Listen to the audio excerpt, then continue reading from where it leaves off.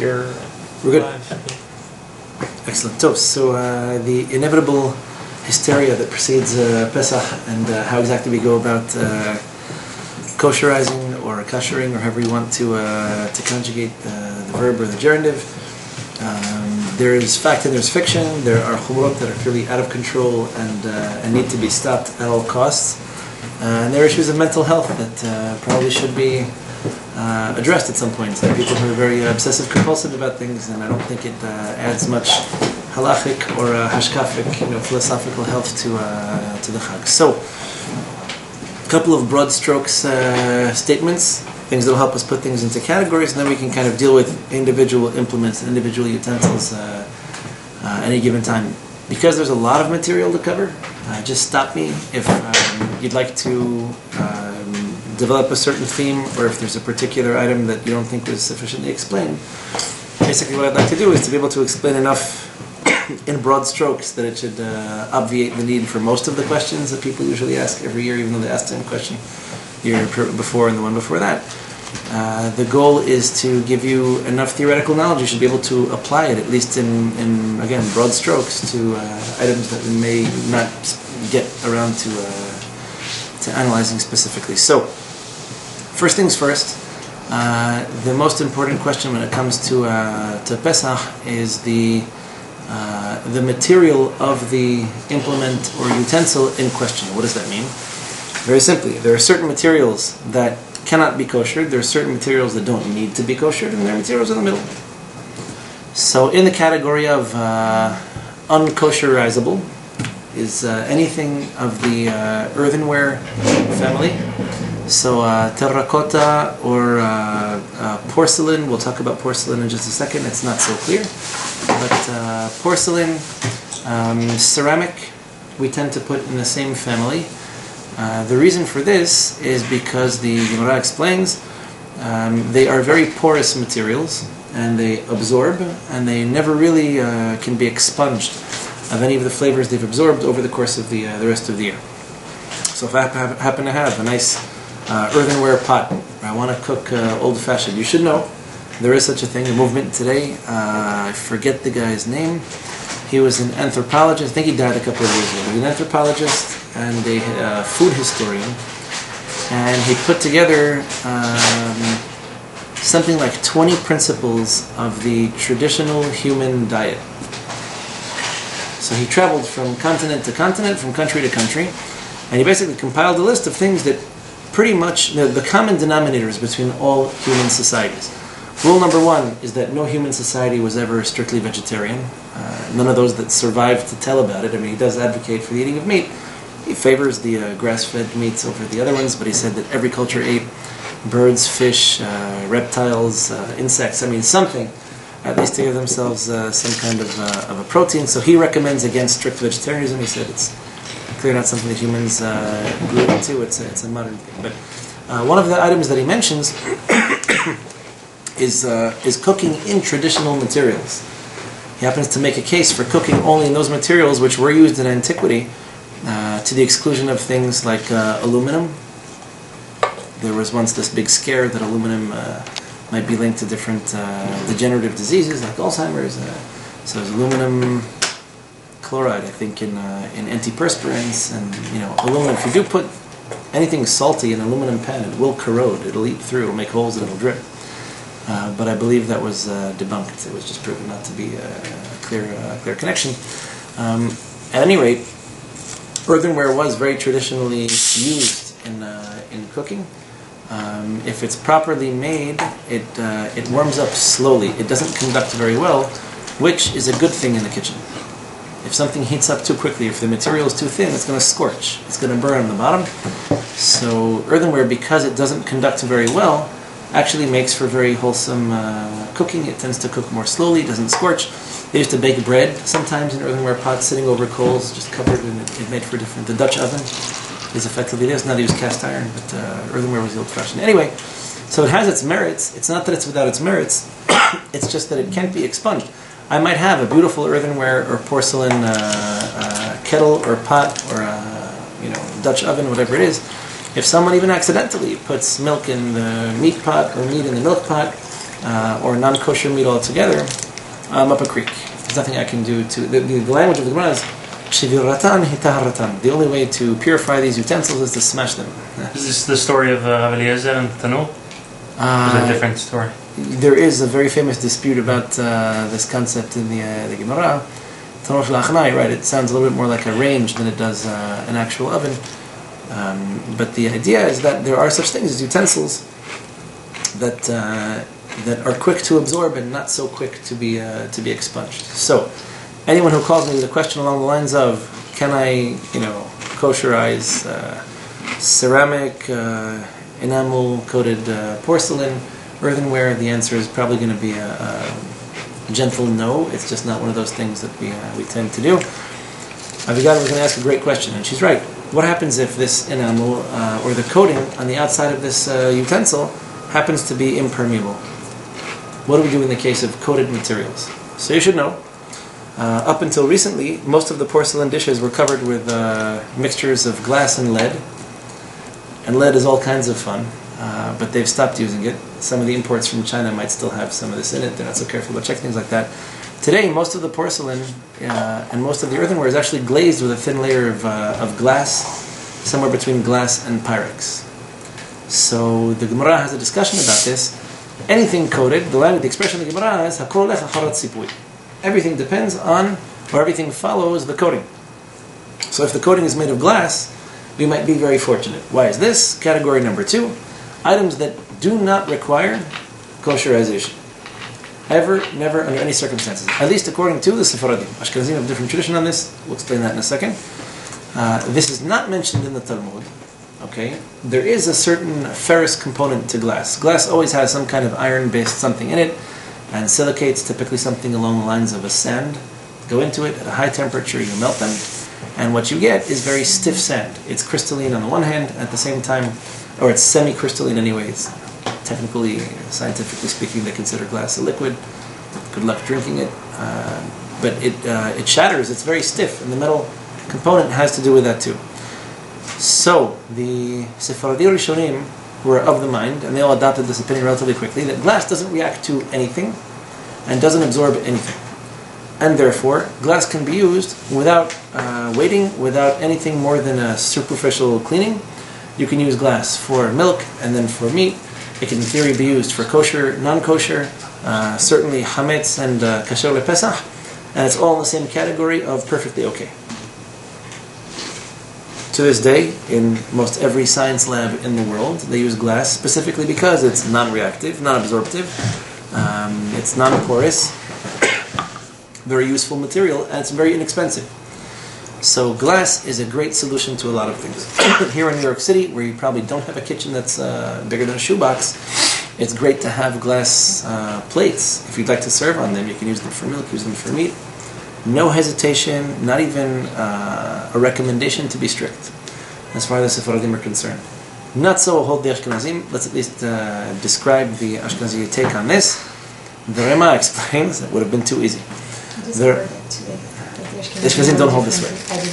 Okay, so listen to the explanation. The Rema explains like this.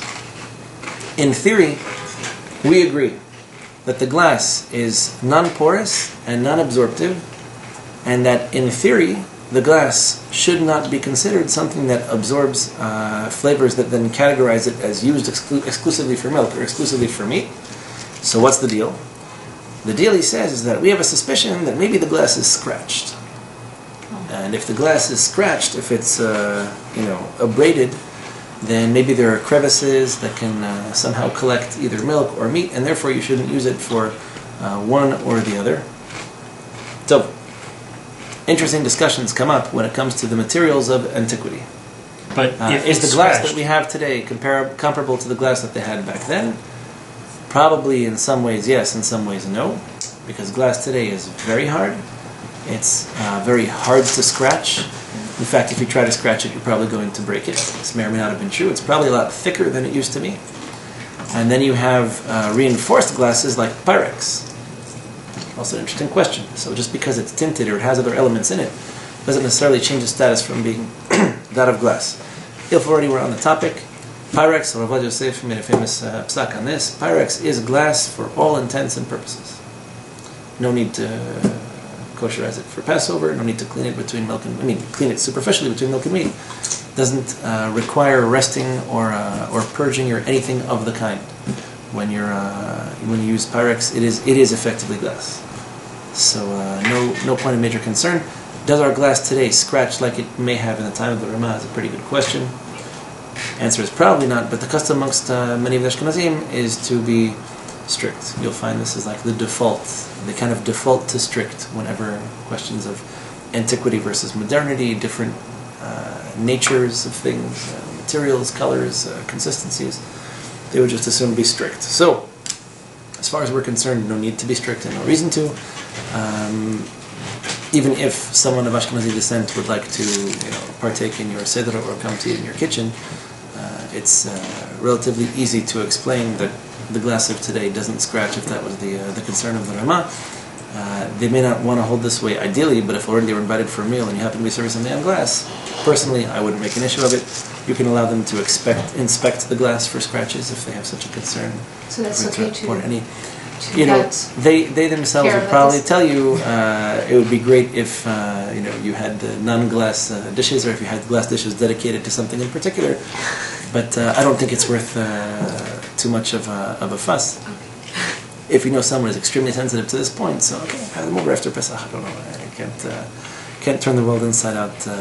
In general, just so you know, great opportunity, as good an opportunity as we're going to get to bring the item up. But it's very important to make the distinction between things that are biblically forbidden, rabbinically forbidden, and customs. And if you have a custom to be strict on something in particular, and you happen to be eating in a house where the custom is not this way, the question is, what's at stake? What's the risk? If what you're talking about is something of crucial biblical importance, maybe it's worth being strict. If what you're talking about is something that's ultimately done to custom, more often than not, you'll find there's what to rely on. You can rely on this and you can accept it. Okay, so even if you and your house do things a little bit differently, probably not the end of the world. So as far as the Sephardim are concerned, there are items in this category of things that do not require any form of kosherizing or cleaning before Pesach, nothing more than superficially anyway. And this is true no matter what method of cooking you employ. So if you bake in your Pyrex, you might bake cakes in a Pyrex dish. You might use it for roasting something. In theory, these things reach very high temperatures. You can roast meats on it in an oven. Sometimes you roast things like schnitzel that do have breadcrumbs, therefore chametz on the outside. To us, it is totally inconsequential. However, if the cover of the Pyrex is made of plastic, we do hold plastic can be rendered kosher for Passover. Just be careful to please kosherize those plastic covers, because it is not necessarily automatic. Can you make plastic kosher? Yes. The Sephardim certainly hold this way. Absolutely. How? Well, here's the question. This is really important. So this is an important point to make. The expression in the Gemara is like this. When it comes to rendering something kosher, kivoreo kach poleto, which literally means the same way it swallows, it absorbs, is the way that it expunges or purges or emits. Meaning, if the thing absorbs, with the exception we said of earthenware, it's going to expunge the same way. This is chapter 2 for tonight. I don't want to put the cart before the horse. We'll get to this in a second. But generally speaking, the same method by which you apply heat to something is going to be the same method by which you're going to kosherize it. So if I happen to use something over an open flame, then the process of making it kosher will involve using an open flame. If I happen to use it exclusively with water, then the process of rendering it kosher would involve immersing it in hot water. And if I happen to use it without heat, then I probably don't need to do much to it other than a quick superficial cleaning. We'll talk about that in a second too. Corollary to that, Please. I'm covering the Kosher Kitchen book from Art Scroll with Zev, and there are cases in there where it says, and this is with regards to Pesahh b'chalav, but if something was in a dish for a certain period of time, then it, even without heat, having been in the dish for enough time would allow the dish to absorb some of the flavor. Right. So this discussion 24, 25, or 24 hours, something like that. The discussion appears in the poskim as to whether it's a machloket, and the Rosh happens not to hold this way. There's a discussion amongst the Rishonim. The halachic question is like this: what is in fact considered cooking, for the purposes of rendering something, let's say dairy or meat or kosher for Passover or not kosher for Passover. So there's more than one way to cook.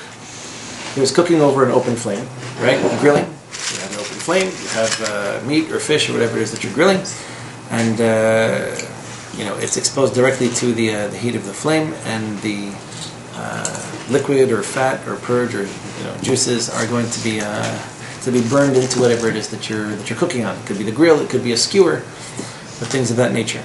There is cooking by way of hot liquid. So I could put something in a pot, let's say pasta, and I put the pasta inside the pot.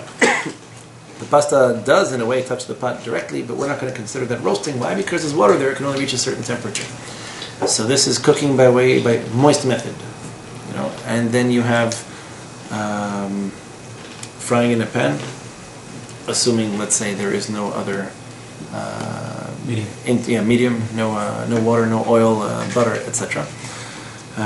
You have baking, where something's inside an enclosed oven, not necessarily moist, it just happens to bake this way. So one other form of potential cooking, it's called kibisha in Hebrew. Yichbosh means either to conquer or to pickle. Fortunate that Marina is here, because it happens to be very popular in the former Soviet Union. They pickle everything. You can pickle everything from peppers, onions, beets, radishes, eggs. You can cook eggs and you can pickle them too in salt water. Very tasty. Herring. Tomato. If I'm not mistaken. So tomatoes, green especially. Pretty much anything that moves and things that used to move and no longer do, you can put them in some kind of a brine, some kind of a salt water. So this is considered by Chazal tantamount to cooking. Kavush harehu kimuvushal. So something that has been pickled, something that has been literally covered, crushed in some kind of a salty liquid, or in vinegar, for that matter. Vinegar preserves; it's acidic; it prevents the bacteria from growing. So it's considered, as far as we're concerned, as if it were cooked. There is a machloket. There happens to be a dispute amongst the Rishonim whether or not immersion, having something inside a utensil for 24 hours, we hold, by the way, 24 hours. So in the case of something being salted, just salting something is also a way of kind of cooking it, or at least preserving it and acting on it physically, and in some cases potentially even chemically. So salting something, salting meat, for example, we consider it to be maliyah haru kiroteach. If you salt something, saltier than as much salt as you would apply if you were to eat it, any saltier than that, and it's considered as if it were grilling, as if it were hot. So if you happen to be salting meat in a dairy pot, we have this issue. We would consider it to be as if it were cooked together. Long discussion about why this is the case. Let's just assume this is halacha. So it is. When it comes to pickling something, the question is, when you leave something inside a container, do we consider the container to have absorbed from the process as if it were cooked? The Rosh, Rabbeinu Asher ben Yechiel, famous Ashkenazi German posek from the 13th century, held no, we don't. In Kibisha Kelim, what Chazal said didn't apply to utensils. So I can make my pickles, for example, in a plastic container, and I would have no suspicion, no concern that the plastic has now absorbed from the brine, the salty liquid in which I'm. By the way, they used to do this with wine, with vinegar, with oil, with salt, anything effectively that can preserve. So there is a discussion as to whether or not we hold this way. I would put it this way, that we tend to hold ideally that this is the case, and in certain circumstances of doubt or questions, we sometimes hold leniently. It's the Sephardi do. Good things to know. If I leave milk inside a plastic container for long enough, do we assume the container to have absorbed from the flavor of the milk, and therefore I can't use it to cook meat, or not? So it could be that I had milk in a container for 4 weeks, and it turned green and blue. Took it out, washed the container, and decided I wanted to cook meat in it. I might not be, violating halacha, at least not according to some opinions. So ideally, we try not to, but and ideally, if you have a particular question or a particular situation, feel free to ask. It'll depend. And if it's glass, the Sephardim couldn't care less. So it could be that you had the milk inside a glass container overnight or over a 24-hour period, and we'll say, okay, so what? It could have been boiling hot. You could have been cooking milk inside this thing for 24 hours, and we wouldn't care. Incidentally, I just mentioned this in passing because it happens to be a fascinating topic. The Gemara points out that milk and meat cannot be considered cooked this way. According to the Gemara, I can keep a chunk of meat inside milk for more than 24 hours, and it's not considered as if it were cooked in milk. I can just wash it off, and I can cook it neat. So, in order for me to violate the biblical interdiction of eating milk and meat, we don't assume. The Gemara says explicitly, not that it's ideal or even advisable to do such a thing, but in case you were so tempted, in theory, or if you had let's say a housekeeper, right? May not speak Spanish, and she put a chunk of meat inside a thing of milk, saying, this is how we prepare meat in, let's say, Ecuador. And she thought it was a great idea. She's doing you a favor. This one's on me.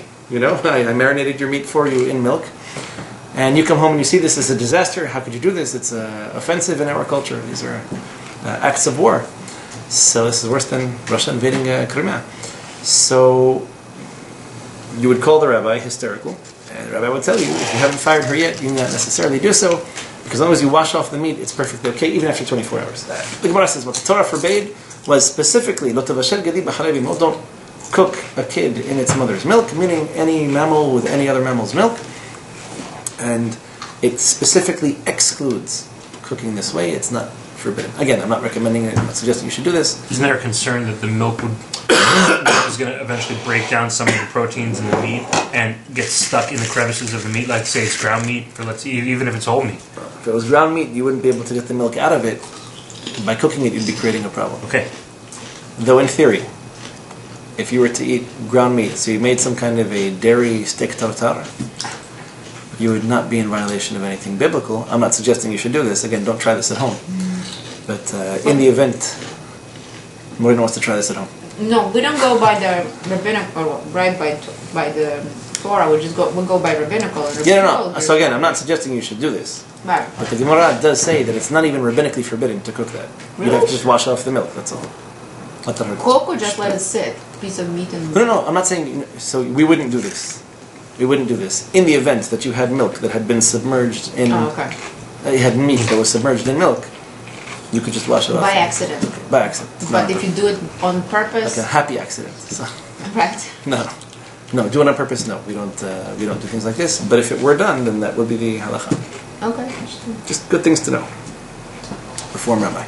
Nah. So it's the Gemara. Okay, it's in there. I have to pretend that it's not. So if it was in if the meat was in like a pot that was used to cook milk, as long, I guess it's the same thing. Let's say that someone placed it into the pot, and they realize, this is the milk, the pot that I usually cook milk. So they just take out that meat, wash it off. Yeah, absolutely. That's already milk there. That's even easier. No, but that relates to chapter 2. I'm calling you. So I'm going to put that not in the freezer. I'm going to put it in the fridge. We're gonna have to come back to that in a second. Now back to Abigail's question. What about plastic? So you have a list. So the question about plastic is as follows: if it absorbs, then it expunges. The only exception to this is in the Gemara when it comes to porcelain. In other words, earthenware, clay, etc. So, if we hold that plastic is porous and absorbs flavors of any kind, then we're also going to hold that it can be expunged. In other words, our approach is, perhaps a bit different from some of those of the Ashkenazim, that if you want to hold that the material is absorptive, then you have to acknowledge that it can also be purged of whatever it absorbed. And if it doesn't absorb, then it doesn't need to be purged. So we have glass. Glass doesn't absorb, therefore we don't even need to kasher it for Pesach. I'll do you a favor, I'll wipe it down with a towel. That's it. When it comes to things like plastic, so the Gemara doesn't talk about plastic. They didn't have China back in the time of the Gemara. So what did they? Well, they had China, they knew it was there. But they weren't producing plastic. So if we put ourselves in Chazal's mind, they would say, okay, so either it absorbs or it doesn't. Let's be strict and assume it absorbs, and therefore give it the same treatment as things like wood or metals that can be, immersed in hot water or You can't pass a torch over plastic, but then for the same reason you wouldn't use it over a grill anyway, it wouldn't need that. So regardless of whatever method you're using for the plastic, incidentally there are plastics that go up to high temperatures, just so you know. A good example of this is those lids on the Pyrex oven baking pans. So they're plastic. Actually, it's usually silicone. But there is silicone, and there are high temperature plastics that don't melt when they touch something that's 400 or 500 degrees. So if it absorbs, it expunges. That's going to be our approach. There is an opinion amongst the Ashkenazim, and I believe it to be the minority opinion, that wants to say, maybe if Chazal were alive today, they would tell us, this plastic might be in the category of earthenware, that it absorbs and doesn't release. Not the majority opinion. I don't believe Moshe Feinstein held this way either. So, no sense assuming the worst in all possible scenarios, that it must absorb and it must never expunge, and therefore it should be forbidden on Pesach. We don't hold this way. I do remember once, I remember once when I was in Israel, standing in, they change, every year these places change hands. Then it was Zolpo. This is like the big Haredi supermarket chain in Israel.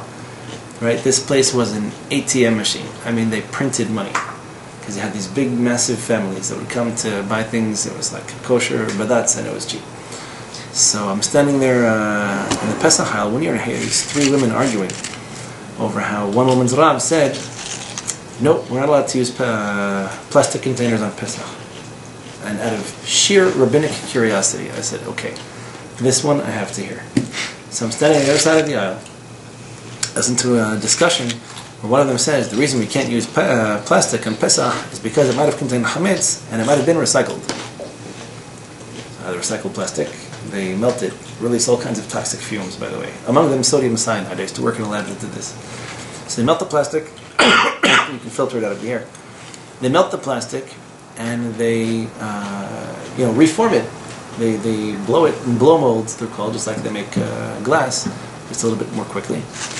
And if the plastic itself had once contained hot chametz, like dumplings, knedlach, whatever they call them in Yiddish, so then maybe the plastic had chametz, and then it would still be Wouldn't the melting process have taken it out? Oh, that's the quick response. But maybe her rabbi worked for one of these plastic companies that was making virgin plastic. I don't know.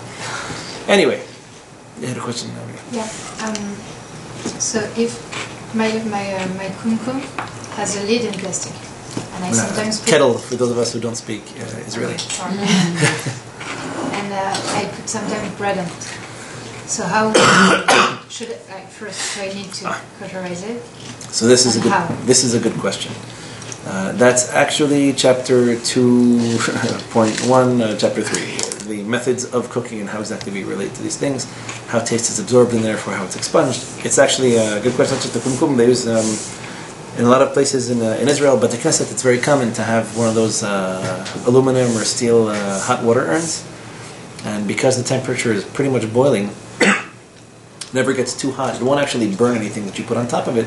It's a very convenient place to put burakas and things of that nature. It's just, so the question is, what do we consider that? Is that boiling? Is it cooking with steam, or is it actually roasting because it's heat applied with no medium? Excellent question. The best questions are the ones that come from reality. The theoretical question is so interesting as much as what happens if people actually do it. You have to answer the questions. Okay, so as far as Sephardim are concerned, plastic definitely works. We're okay with what was the end of wood. the mahloket with the women in the aisle? Oh, I don't know. I didn't care. Well, I just wanted to hear the rationale. I wasn't so interested in that. but we would answer that melting We would answer, down. it's ridiculous. You melt the plastic, you destroyed everything in it. Well, yeah. There's no semblance of anything. It's no longer edible, and it smells, and they recycle it, and they just make it something else. There's no way it counts for anything. Yeah. No, I just find it fascinating how it's specifically the people who can't afford these things that go out on a limb and try to abide by the strictest of these chumrot and by all these new utensils. Anyway, wood, believe it or not, can be rendered kosher for Passover. Mara is looking at me like, what, Rabbi, you don't know that wood is very porous? I do. But it's porous enough that it absorbs and expunges. It's not necessarily as stubborn as earthenware, that things get stuck in there and don't come out. So wood, all you need to do is clean it. Sometimes it's helpful. Take some sandpaper to it. If you have something really caked on it, you can just shave it down and expose new surface. But you can definitely, if you use like a wooden spoon to mix pasta, then you can just immerse it in hot water in order to render it kosher. Metals of all kinds can be kosher. You can use either, again, depending on the method, chapter 2, we'll get there in a second, immersion in hot water, or just take a torch to them. They sell really good cheap torches at Home Depot for like $20 or $30. The blue ones are propane and the yellow ones are MAP gas. It's frightening. The MAP gas gets really, really hot. It's a quick pass over them and you're done. Use these things to take the hairs off of the feet when you're scalding the feet. Futsu. Pacha, they call this in Russian? Yeah. Looking at me like you don't know what I'm talking about. Anyway, they used to do this over coals, but you can use these torches, it goes much faster. Anyway, I think we covered all of the more or less common materials that are present in the kitchen. What was the din of how do you clean plastic that absorbed flavor? The same way it absorbed it. That's chapter 2. We're going to talk about that right now. Yeah. Okay. So, how if you cooked it in hot liquid? If No, you we did the kibush. Oh, so when it comes to kibbisha, so ideally, Yeah, kibbisha. kibbisha, sorry. Ideally, we would kibush is conquering, kibbisha is salting or pickling. So ideally, we would try to. In other words, how would we kosher such a thing that's been? So if I used, if I had a container that I used to make cheese, right? So there's cheese sitting in there for more than 24 hours, or milk in the process of becoming cheese more than 24 hours. So we hold kavush harehu kimvushal, little prelude to chapter 2, that we consider the curing or the brining process to be tantamount to cooking, and therefore the method of kosherization would be by cooking it in hot water, meaning immersion in hot water. And they're an order of precedence, right? Just based on the amount of heat, basically. Yes, we'll talk about that in a second too. Like libun gamol and libun something else. Absolutely. I think that pretty much covered it. One last thing we didn't mention, but Dawid is concerned. What happened to the coatings on the utensils? So what happens if I have porcelain coated with glass? In theory, it should have the status of glass. And if that's the case, then Sephardim could eat milk and then clean it and have meat and then serve your pre-Pesach chametz, and then you can serve the Pesach dessert right on it. So the answer is, because there is a concern, the poskim raised that it's a very thin coating and it scratches and cracks and breaks relatively easily. If you look really closely at your porcelain, it probably is cracked, no offense. Maybe the really expensive stuff doesn't break. We don't own anything like that. They all have scratches and cracks, and just over time that's what happens to them. So the custom is to be strict. Why do I say the custom is to be strict? Because we look at glazed porcelain today as half glass, half porcelain. In other words, Sephardim hold this way. If it were totally coated in glass, we would take it to the mikveh and make a bracha. Why? Because glass has a metal component to it. That's one understanding as to why we take it. Really, it's metals from the Torah require us to immerse them. If you bought a metal utensil, a pot, a pan, a fork, a spoon, a knife, whatever, you bought a metal utensil produced by a non-Jew, so you take it to the mikveh, you make a bracha beforehand, and it doesn't make the food non-kosher in the meantime. It could be something brand new that you just bought from Home Goods, and they have cool stuff there sometimes. By the way, it's a good place to check out every so often. So you know, really little like lemon zesters and nutcrackers and like Crazy cheap. yeah, it's sometimes pretty kedai. So al tivilat kilim, or So al tivilat keli? keli if it's one, or al tivilat keli or al tivilat kelim. So we would hold that porcelain can and should be taken to the mikveh without a bracha. If it were pure glass, or if it were a really thick coating of glass, we would say, go ahead, make a bracha, because as far as we're concerned, it's glass. If it does absorb, how would it absorb? The surface would be the first place that it's mentioned. If the surface is made of glass, and glass is impermeable and non-absorptive, then why should we have any other concern? So, first of all, you'll notice the coating never comes to the bottom of the thing. Not necessarily such a huge concern, but it's really that it's a thin coating. So coffee mugs that you use for milk, for example, if you were so inclined as to pour hot chicken soup into them, our advice, our recommendation would be that you not do that. But the coating is very thin to the point that it scratches. It's almost insignificant. It's made almost more for aesthetics, just to make it glossy and shine, than it is to actually serve as the surface on which you're going to be eating and drinking consistently. But if you took wood plates and dipped them in gold, then in theory this would have the status of gold. You would take it to the mikveh and make a bracha, and you could also, kasherize it this way and use it. You have to make a bracha.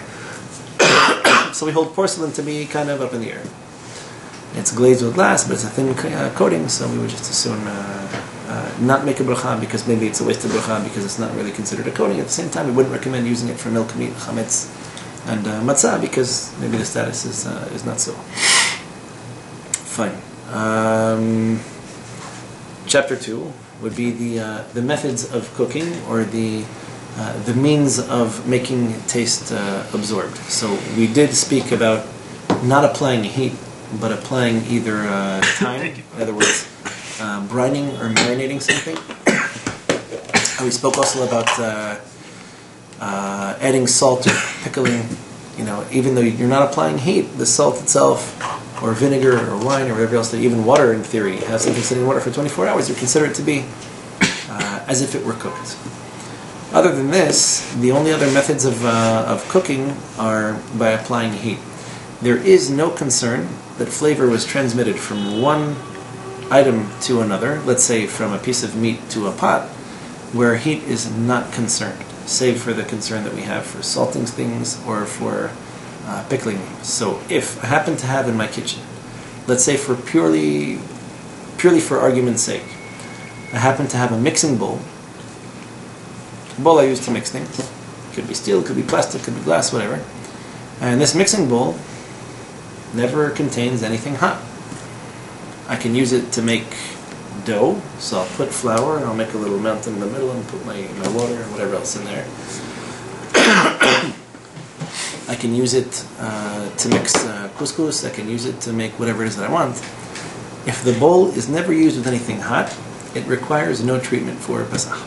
Period. That's it. Right. You can get upset, you can cry, you can be mad, post things on my Facebook wall. Doesn't matter. If it doesn't contact anything hot, it doesn't contact anything hot. But you wash it in the hot water. That depends. If you put this in a dishwasher and it's still dirty and hot water contacts it, I'm still not signing that check. And I'll tell you why. Because if you wash it in a dishwasher, hopefully with soap in it, I'm not going to ask and you're not going to tell me, but I hope there's soap in your dishwasher. It's a serious question as to whether or not it's still considered meat or milk or chametz when the soap water hits it. Because once the soap water hits it, it's not considered food. But Yosef quotes, in fact, it's the Mahari Kolon, lived in Cologne, which changed hands between the Germans and the French. But he says that it was permissible, according to him, to take soap, to fill up a cauldron, heat it up, and put both dairy and meat dishes in it at the same time. Basically, the precursor of the modern dishwasher. Why? Because he said, by the time you put the meat and the milk inside the pot, and you have soap in it, and you're heating it up, so this isn't even considered food anymore. I'm not causing milk to be absorbed in the meat dishes, or meat to be absorbed in the milk dishes. Basically destroying all the food that's in there before it even gets to that point. It's no longer considered food. It's no longer considered an admixture of flavors that's potentially forbidden. According to him, no issue. Here's an opinion that I found. So he presumes it's reliable. It's a very interesting question. What is the status of food that's no longer edible? You familiar with this discussion when it comes to chametz? How do we hold by chametz? If a dog will not eat it. So if you happen to have chametz that's so nasty that a dog wouldn't even eat it, don't make that face. There are people who eat anything, I know.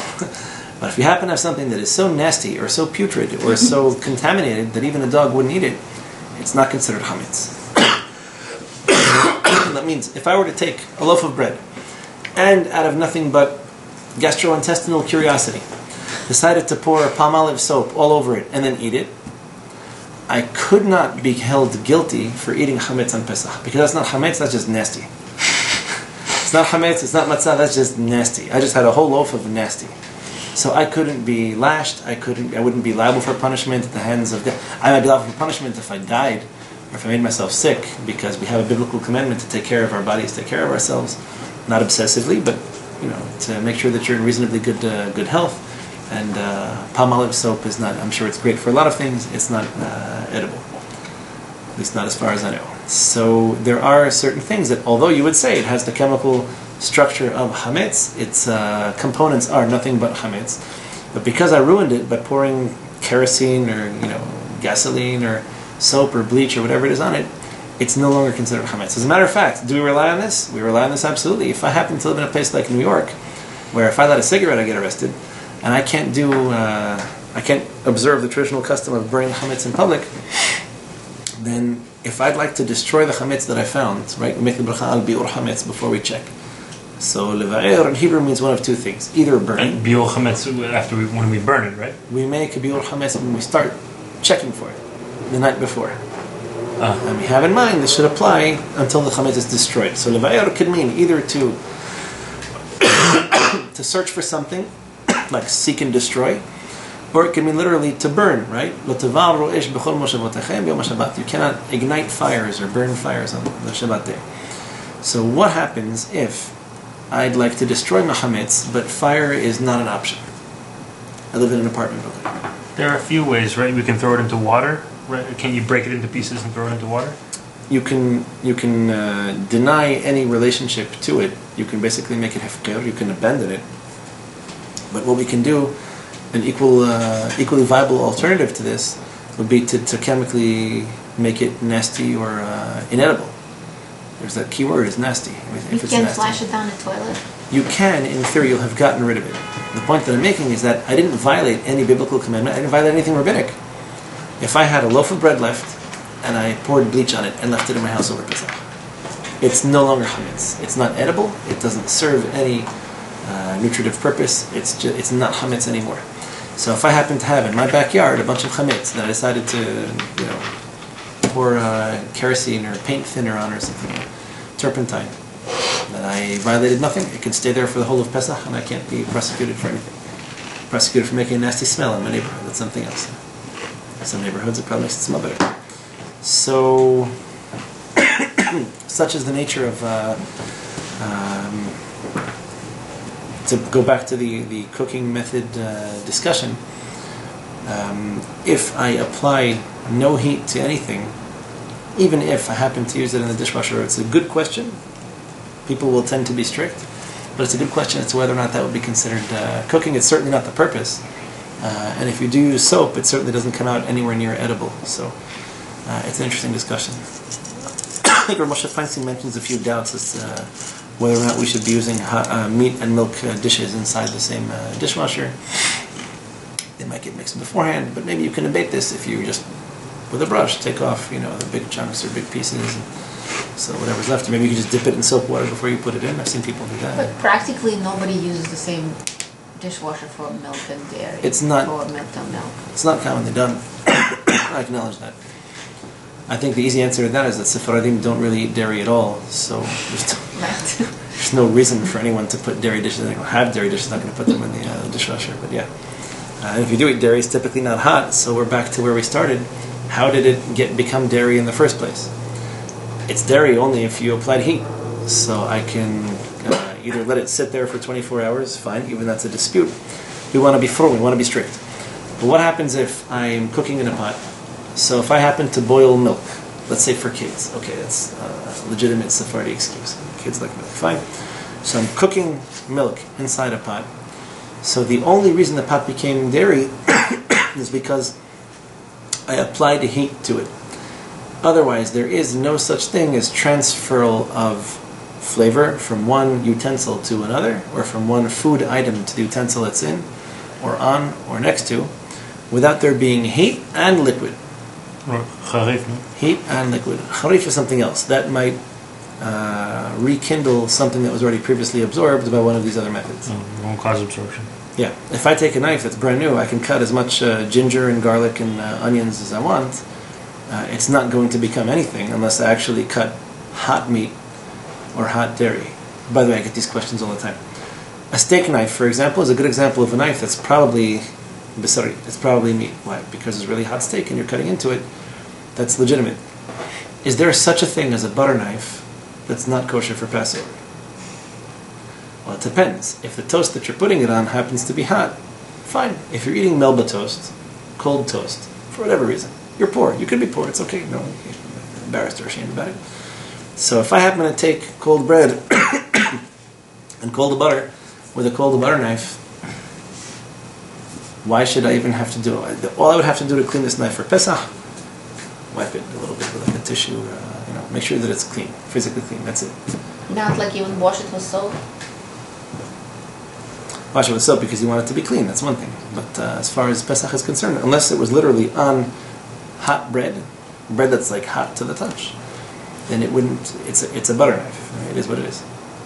So the crock in which you keep your butter, another good example of this. Why would you have to wash this for Pesach?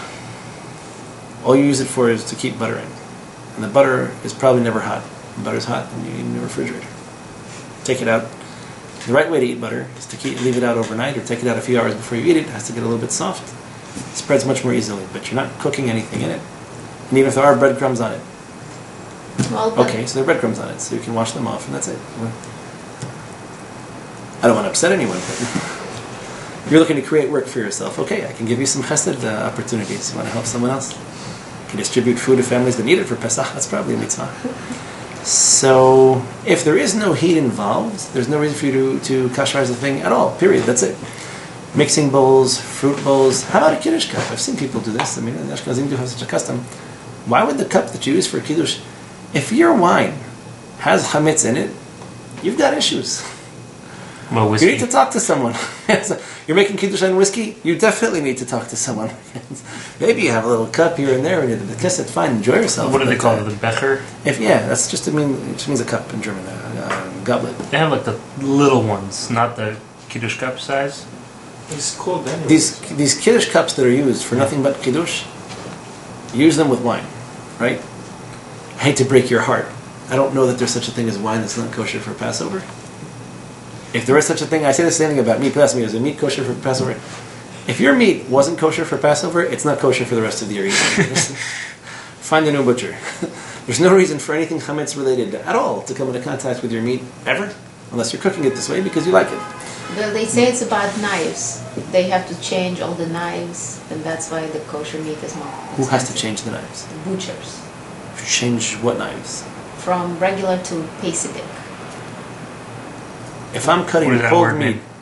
Pesach dik is like... Oh, Pesach. Kosher Okay, Pesach. yeah. If I'm cutting cold meat all year with my knife, I have big ones and I have small ones and I have curved ones and I have straight ones and I have broad ones and flat ones and flexible ones in it. Where did chametz come into the picture? Well, then why is kosher Pesach meat more expensive? That's not a You halachic walked question. into a trap. It's not a halachic question. All right. No, there is an issue. It's not even that real an issue.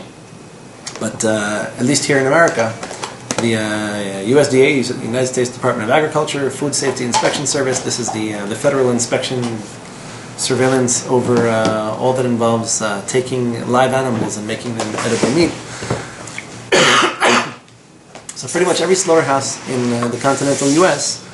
Has to apply some kind of sanitizing agent to the meat, because when you eviscerate the animal and you remove the intestines, there's a chance that you pierce them or that they got cut or stretched or something, and so there might be Big chance in the case of a fecal bison. contamination. Yeah, it depends on the animal and how much light you have. So there might be a chance that there's fecal matter that contaminated the meat or the fat on the inside of the abdominal cavity. So what do they do in the slaughterhouse? So they spray some kind of a sanitizing agent that has either a very low pH, meaning it's very acidic, or it's very volatile. And it kills bacteria on contact and doesn't change or adulterate the color or the flavor of the meat. That was the vinegar that I Yeah, showered so in. peroxyacetic acid or peracetic acid is very commonly used. It's a very powerful acid. It's used in very dilute concentrations. And it's basically a mixture of, acetic acid, which is vinegar, and peroxide. And both vinegar and peroxide are very powerful antimicrobial agents. So in very small concentrations, you can basically spray this on the inside and outside of a carcass, and so it kills everything that ever touched bacteria. Gets sanitized almost instantly. They also use this, by the way, if something hits the floor, like if by accident meat drops, they put in this and it's done. So the acetic acid component is vinegar. Sometimes vinegar is extracted from grains. So if the vinegar component of the peroxyacetic acid that was used before Pesach happened to originate from grains, that's how they started this whole scandal of meat that's kosher for Passover. Because what happens if in the slaughterhouse, the sanitizing agent that they used had vinegar in it. So, okay, this is a whole discussion. First of all, it's cold. Second of all, it's in minuscule quantities. It certainly can't be tasted. We spoke last week, 2 weeks ago, about the concept of something having come into contact with chametz before Pesach. According to the Shulchan Aruch, it doesn't matter. After Pesach, it's perfectly okay. It doesn't, if it was considered null and void before Pesach, it doesn't revert back to being not kosher for Passover afterwards. Ashkenazim, in many cases, are strict. At the end of the day, I guarantee you that all the manufacturers of this stuff don't use grain vinegar anymore. They'll have ashgacha, and that's all kosher Pesach running around. Anyway, but that's that's where that started, and that's pretty much where it ends. Why else is it more expensive? Ashgachot charge more for work on Pesach. I don't know. It's what it is. There is no good explanation for why that's the case. And if you need to change your plan, or change your production, or change the materials that you're using, then ask yourself if you really want to be buying this meat in the first place, even during the rest of the year, not just during Pesach. I know it's just not used to give flavor. Doesn't matter. Like the USDA, the vinegar. this is the Food and Drug Administration, approved its use, and I think something like 115 parts per million. 115 to a million. Okay. That is minuscule.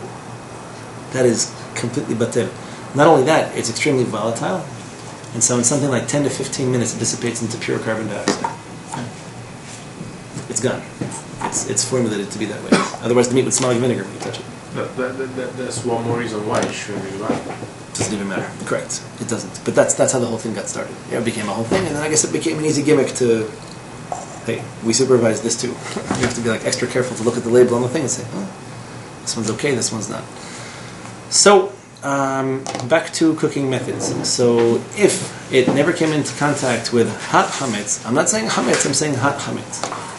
If I happen to have a mixing bowl that I use in order to make flour, assuming the thing never came into contact with anything but flour and water, and I don't cook inside it, and let's say, just to emphasize the point, that I clean it by hand without hot water, then this thing is by definition kosher Pesach. You might not be happy about it, but it's kosher for Passover. Why? Because nothing was ever cooked. Chametz was never cooked in it. In other words, any suspect I should have an issue with it. If I want to use it to serve fruits on Pesach, I'm well within my rights. Are we, for the discussion of heat, are we more strict?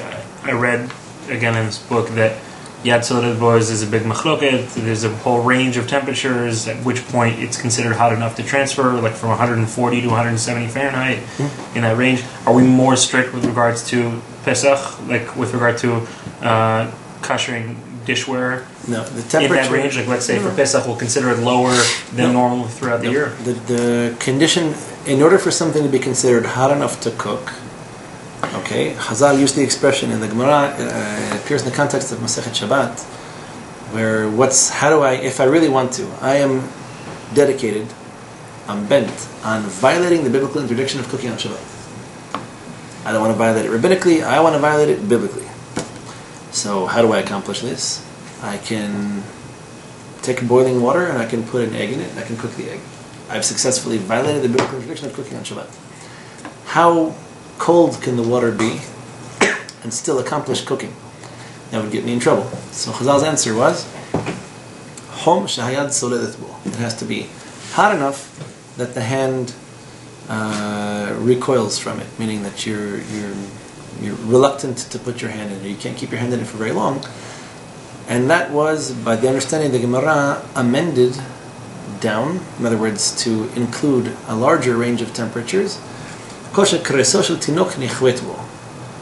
Anything that would cause the stomach of a child or a baby to be scalded, meaning water that's too hot to bathe the child in. So if children are more sensitive than adults, and we have our moments as adults, but assuming the kids their skin is more sensitive than that of the adults, it burns a little bit faster, and anything that would be hot enough to burn the skin of a child, basically, how do we hold?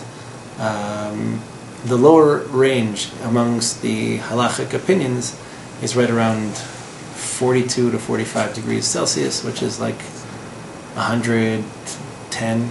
Oh, it's pretty low. 105, 110. Yeah, it is pretty low. It is pretty low. So that's where we try to be. A lot of halachic applications to this.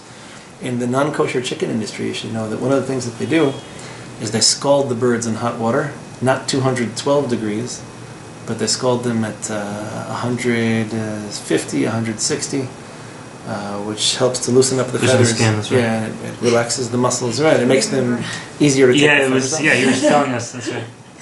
Might have come up in the past. Yeah. So once the bird's been scalded, it kind of melts a little bit of the skin and loosens the feathers. It becomes much easier to take the feathers off. So we can't do this in the kosher processing industry. So how hot could the water be? It would have to be barely 100 degrees, which is not that hot. It wouldn't do that much. Why can't we do it?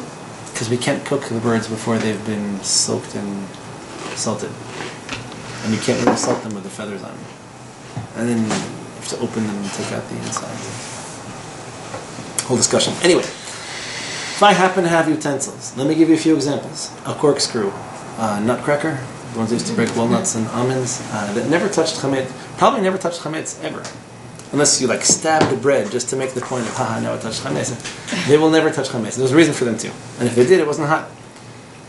Bottle openers, again, a knife that you use for jelly, unless you're putting it on hot bread, I guess you could make the case, but... Anything in the bathroom? Yeah, no, anything that just doesn't... anything that doesn't touch chametz. There's no reason to do anything more for it, more with it on Pesach than just to give it a superficial cleaning, even in cold water. It doesn't even need soap, in theory. You want to be firm, you can use the soap. But things like a steak knife are definitely used with something hot enough to cause flavor, taste to be absorbed into it. Carving knife, if you happen to carve turkey or roasts, etc. Forks, skewers, definitely. There's a difference. Things that are used over an open flame. This is New York City, so nobody really has a grill. But the grill itself, or skewers that you use to put, shishlik, these cubes of meat or whatever, if it happens to have contacted chametz over an open flame, the method that you use in order to cook with this implement is the same method you're going to have to employ in order to expunge. And Lee made mention before of something that we hold. This is true. The Sephardim hold this way. Ashkenazim don't necessarily. Lots of differences Sephardim and Ashkenazim on this. That so you have, for example, exposure to an open flame, say as in the case of a grill or skewers. And next level down would be something like baking. So if I bake in an oven, how do I render the oven kosher? And then you have things like pots and pans that are used to cook with water or oil or some other liquid as a medium, or milk. And then you have items that maybe don't come into contact with a hot liquid on the flame, but they come into contact with hot liquid coming off of a flame.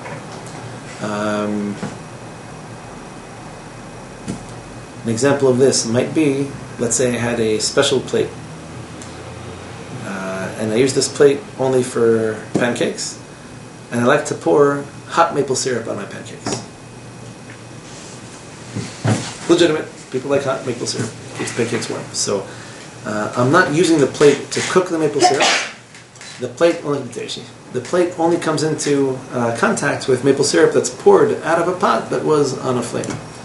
So in order for me to make such a plate kosher, let's assume the plate is made of plastic. So I don't even need to immerse it inside a pot that's boiling on the stove. It's enough that I take hot water out of an urn or a kettle or whatever it is and pour it over it the same way. That's it, nice and simple. If I have a pot that I use to cook things like pasta, for example, then I'll take the pot and either I'll immerse it in a bigger one full of boiling water, or I can take it. I can put it in a pot that's maybe a little bit bigger, and put in one side after the other, make sure that it's covered on all ends, and that would pretty much do it. There's a discussion. I remember hearing this back in the day for the first time. It's kind of shocking, but what happens if I have a pot the way they make them today? Well, some of them anyway have a lip that's kind of curled out, so that instead of having just sharp sheet metal, you curve it out. This way you can touch it without getting cut. So what happens if I had a piece of pasta that happened to spill over from the pot and get stuck, on this lip on the outside of the pot? Would that be considered like roasting, where I'm basically cooking it over an open flame, but I lost my liquid medium. It stayed in the pot. And the pasta, the poorly behaved and undisciplined pasta ended up on the outside of the pot. So here we have a halachic concept that the Shulchan Aruch identifies as rov tashmisho. The question is, what is the majority use of this particular instrument or utensil? If your pot is generally used for cooking with liquid, even if on the bizarre or rare occasion happens to come into contact with something that doesn't have a liquid medium to it, we wouldn't be required to do more than what it's typically used for. There happen to be uniquely... Actually, no, I think the Bedouins and the Berbers do this. So it's sort of a pan-Arabian concept that they used to use pots in which they were cooking something, and they would stick bread on the outside of the pot. So bread sticks. The dough is very sticky. Especially when it hits something hot, it'll tend to stick. So you rub a little bit of oil on it, you stick it to the side of a pan, and it cooks, but it cooks in a funny kind of way where the heat starts on the one side and continues towards the other. So it works in layers. You'll have one side that's a little bit crispy and one side that's a little bit dry. In the middle it can be moist. So how do we hold? If this is something that you do somewhat commonly, then you can make the case that this is a pot that's used, it cooks something liquid on the inside. Instead of having to double up on the amount of coal that I'm using, I can cook on the outside too. Then it becomes more like a frying pan situation than roasting. But there are cultures in which this is done. So it would just depend on the use. Here's another great question. How do you cook on your countertop? Let's say I have a marble countertop. So what do you use the marble countertop for? For frying eggs, right? No. What do you use your marble countertop for? Rolling dough. Cold stuff. Does anybody cook on a marble countertop? No. You don't have to tell me now. You can tell me later. You can private message me on Facebook. We'll talk. We'll work it out. What does that mean? Marble countertop. So does it need to be kasher for Passover? How much cover it. cooking am I doing? Well, so even covering it, it's commonly done. Is it necessary?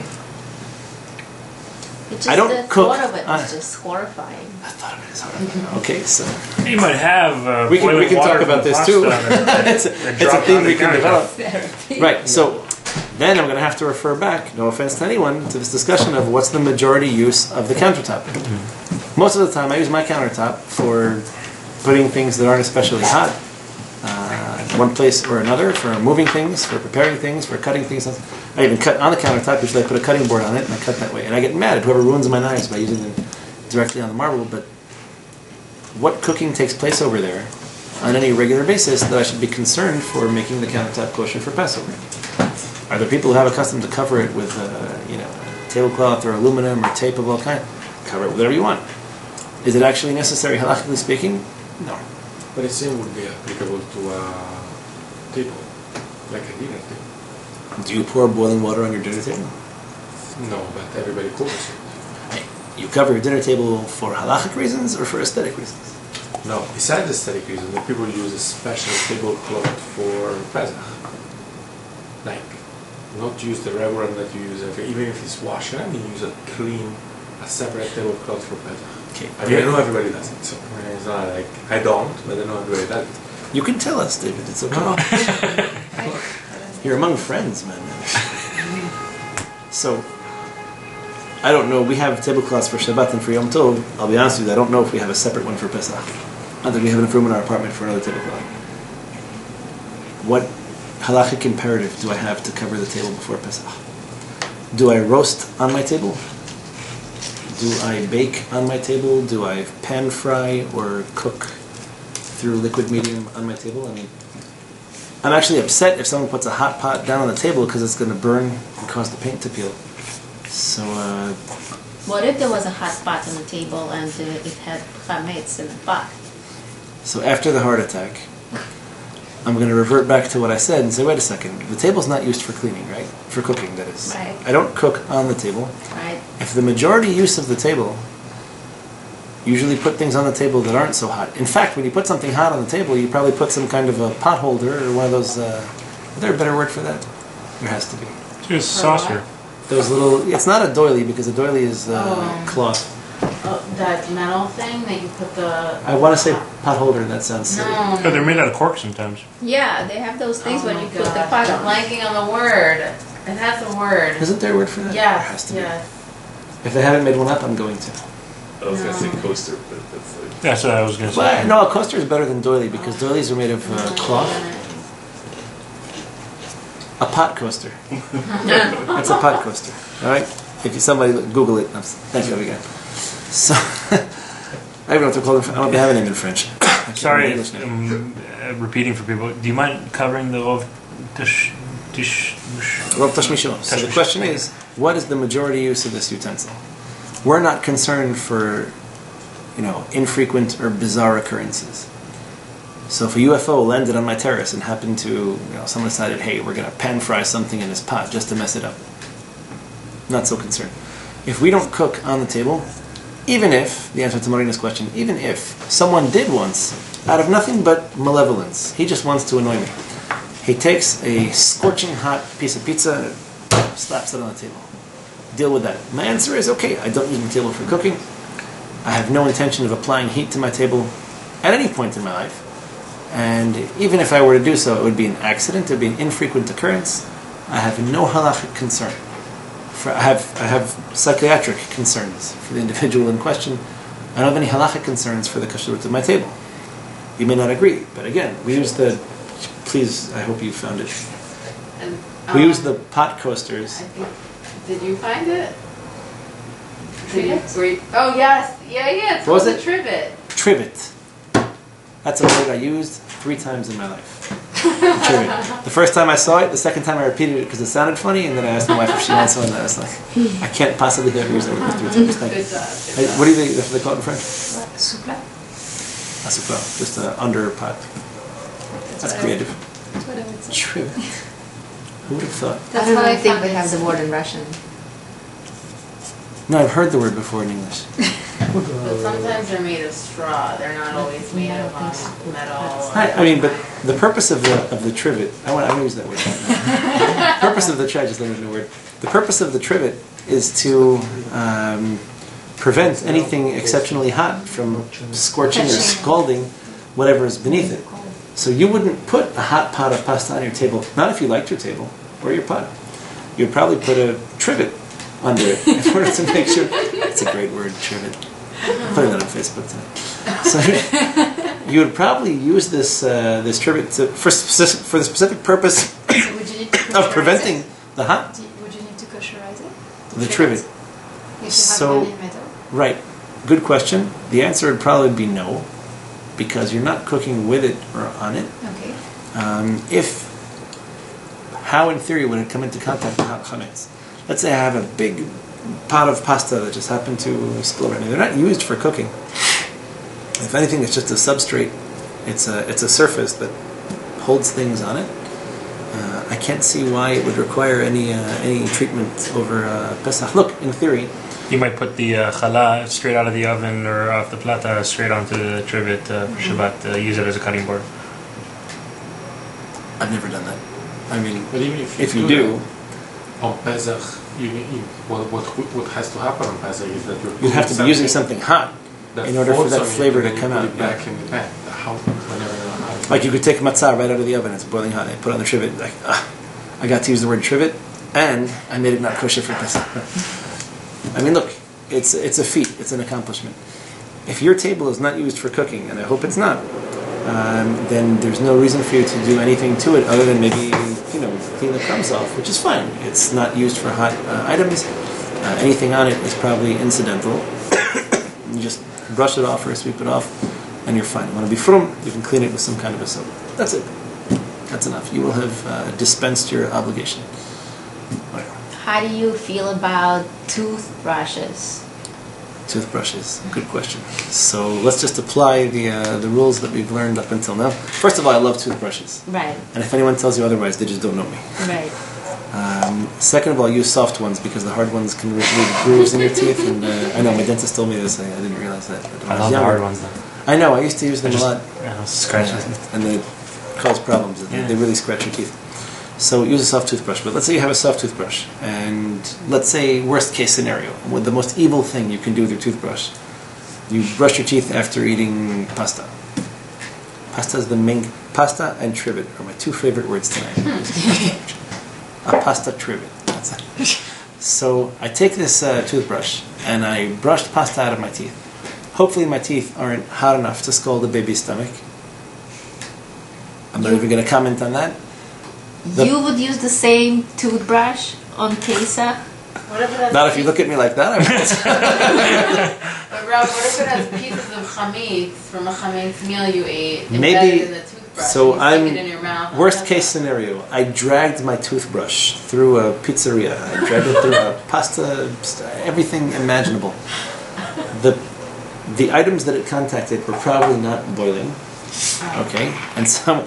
This is a novel concept. Much as no, I'm not. And as much as I love my toothbrush, I'm going to wash it. And by virtue of having washed the toothbrush, I will hopefully have removed all kinds of unpleasant, not so clean items from it. And if you don't wash your toothbrush, I don't want to know. I don't want to know. We can open a gemach and we can give you free ones. If your Wash dentist it and what? should be going to your dentist at least every 6 months, and you probably get a free toothbrush when you go. I don't know what your dentist. The economy's been tough, and I get good ones. So you'd be washing your toothbrush. It wouldn't have any. It wouldn't have never have contacted any hot chametz. And as Dawid was about to say, even if it did contact hot chametz, if you had taken an oath, a vow, a promise, not to brush your teeth while they're still boiling hot, it wouldn't even matter if it had contacted hot chametz in the past. Just wash the thing, make sure it's clean, and you're good to go. I'm gonna talk to the rabbit soon. That's what I'm gonna do. Feel free. There's a list of things this long she wants to talk to me about before we get the toothbrush on Pesach. But yes, there are a lot of people throw out their toothbrushes before Pesach. That's okay. But you can use them to clean things on Pesach too. Right. A little bit of soap or bleach or something. They're very useful. Get little crevices. Anyway, there's no requirements to change your toothbrushing habits over Pesach. Yeah. Question. What about using your dishwasher, which you use the rest of the year, even if you were to clean the filters, the plastic racks can't be kosher? So this is an interesting discussion. The plastic Very racks. hot. It's washed at temperatures. The plastic racks inside your dishwasher, if they were exposed to heat, how were they exposed to it? Hot water. And Hot steam. water They use steam. originating from where? The pipes in your sink. I mean, the dishwasher itself applies the same heat every time it runs. Right, Pretty much, right. you can adjust the temperature a little bit. So, if the racks had come into contact with water or steam hot enough to cook, then in theory, running the dishwasher on empty would expose it to the same temperatures, the same methods that were used to cook with it. Now, there's a discussion about this when it comes to kashering ovens, for example. So we'll graduate from pasta and trivets to ovens and other hot box methods of applying heat. What is the deal with an oven on Pesach? Depends on the oven. If the oven were a gas oven, then it's not a direct gas flame. Have you ever seen the way these ovens work? We have them in our building. The gas there's a burner under the bottom surface of the oven, and the heat kind of escapes from the sides. So it's not direct flame under. It's not like a stove, but the oven works like this. So the question is, how did the oven absorb? Let's say we do bake pizza, we bake challah inside the oven. How does the oven absorb the flavor of chametz? Simple, by us turning on the oven. So do I need a temperature any higher than the oven ever gets during the rest of the year in order to render it kosher? So you'll have those, and this is what they do in restaurants and kashrut agencies. They'll just take a blowtorch, take a torch to the oven, they'll just burn it on all sides, which is interesting because effectively what they're doing is they're exposing it to a higher temperature than it's usually exposed to during the rest of the year. Back to our discussion of Avidan about plastic. If the plastic absorbs, then it can expunge the same way, and if it doesn't absorb, then it doesn't expunge. Either way, the question is what's the big deal? What's the concern? So if the oven gets hot enough that it absorbs chametz because I can crank it up to 500 degrees Fahrenheit, then maybe cleaning it and cranking it up to 500 degrees Fahrenheit would be a perfectly acceptable method of rendering it But wouldn't kosher. that destroy anything in it? In theory, that would be the point. You would set up to such a high temperature that it would just burn everything in it.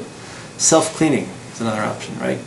The ovens that have a self-cleaning usually goes higher than you actually. In fact, usually it has a safety on it that when you set it to self-clean, it doesn't open for like an hour or two afterwards because it gets really, really hot. So what does self-clean do? Pyrolysis, it just burns things until they disintegrate. So if you have grease or fat or other things that are stuck to the sides and walls of the oven, set it to self-clean and it disintegrates.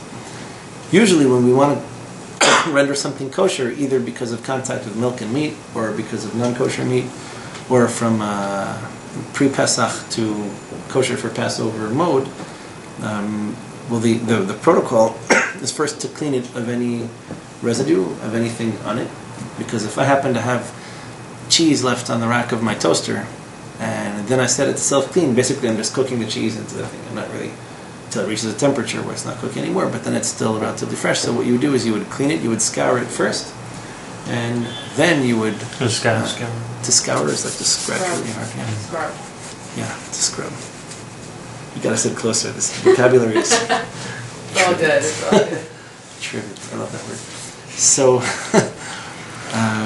So you basically have to clean it before you can go ahead and either immerse it in hot water or torch it, etc. You don't want any residual milk or meat or chametz or pasta or whatever on it when you do commence this process.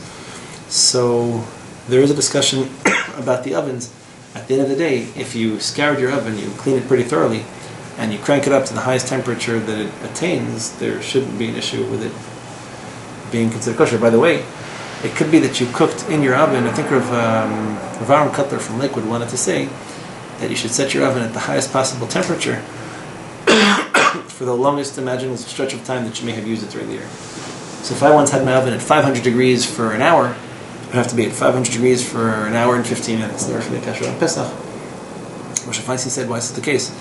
If you look through the Gemara, when it says, for example, it could be that I grilled a leg of goat for 6 hours on my grill. All I really need to do is libun. In other words, I need to expose it to an open flame.